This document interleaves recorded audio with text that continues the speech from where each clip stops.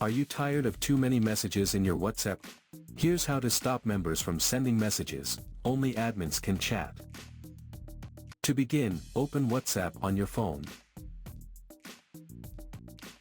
Then navigate to the group where you have admin privileges. Now, tap on the group name at the top to open the group info. Swipe up to scroll down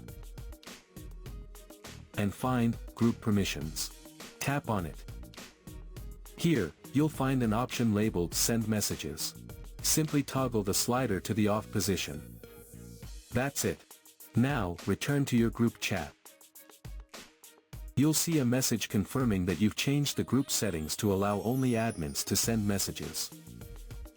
When other group members open the chat, they'll see a notification stating that only admins can send messages.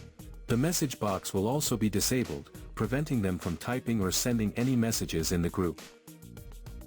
So that's how you can stop group members from sending messages in WhatsApp group.